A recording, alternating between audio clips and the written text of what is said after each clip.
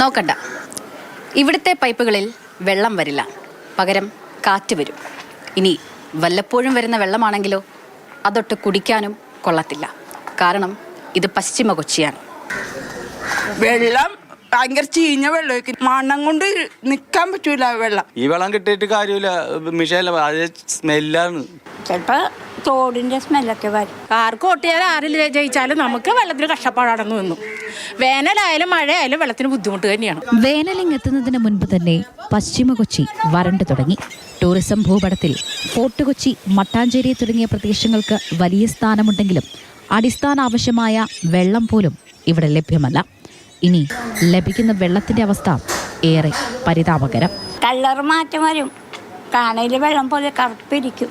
അതുമല്ല, ആ വെള്ളം വിടുമ്പോൾ പൈപ്പ് വെള്ളമല്ലേ, കാശ് കൊടുക്കേണ്ട വെള്ളത്തിന്. ഈ കാലും വെച്ച് വെള്ളം എടുക്കാൻ പോകാൻ പറ്റുമോ?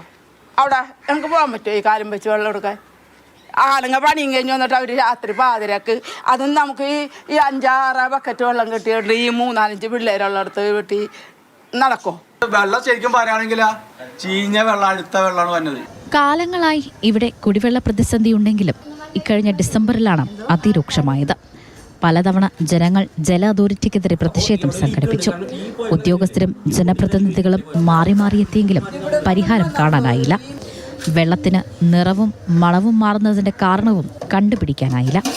ഈ പ്രതിസന്ധിയെ മറികടക്കാൻ ടാങ്കറുകളിൽ വെള്ളം എത്തിക്കുന്നതിന് പുറമെ പുറത്തുനിന്നും വെള്ളം വില കൊടുത്ത് വാങ്ങുകയാണിവർ.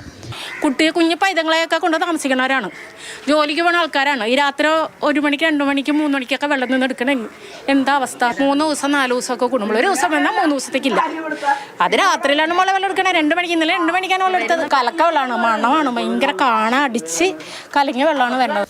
ആകെ വിതരണം ചെയ്യേണ്ട വെള്ളത്തിന്റെ പകുതി മാത്രമേ പശ്ചിമ കൊച്ചിയിലുള്ളവർക്ക് ലഭിക്കുന്നുള്ളൂ. പൈപ്പ് തകരാർ മുതൽ ലോ പ്രഷർ വരെ ഇതിന് കാരണമാകുന്നുണ്ട്. അവിടെ ഇവിടുന്ന് 1 പൊങ്ങിക്കിടക്കണ്ടെന്ന് പറയണത്. അപ്പോൾ ഇത്രയും വർഷങ്ങളായിട്ട് വെള്ളം കിട്ടിക്കൊണ്ടിരിക്കുകയാണ്. അപ്പോൾ ഇവർ ചെയ്യണമെന്ന് വെച്ചാൽ പമ്പിങ്ങും പ്രഷറൊക്കെ കുറച്ച് വെച്ചേക്കണേ. അതിനാണ് പ്രധാന കാരണം നിൽക്കണത്. ഇപ്പോൾ എത്രയും പെട്ടെന്ന് ഇവിടെ നിങ്ങളുടെ പൈപ്പ് മാറ്റാനുള്ള രീതിയിലാണ് ഇപ്പോൾ നിൽക്കുന്നത്. ഇവിടെ വാട്ടർ അതിനുള്ള ഇനിഷ്യേറ്റീവ് എടുക്കുന്നില്ല. കാര്യം ജലവിതരണത്തിൽ പ്രതിസന്ധിയുണ്ടെങ്കിലും ബില്ല് കൃത്യമായി അടച്ചില്ലെങ്കിൽ പിന്നെ ഒന്നും നോക്കില്ല, ലൈൻ കട്ടാണ്.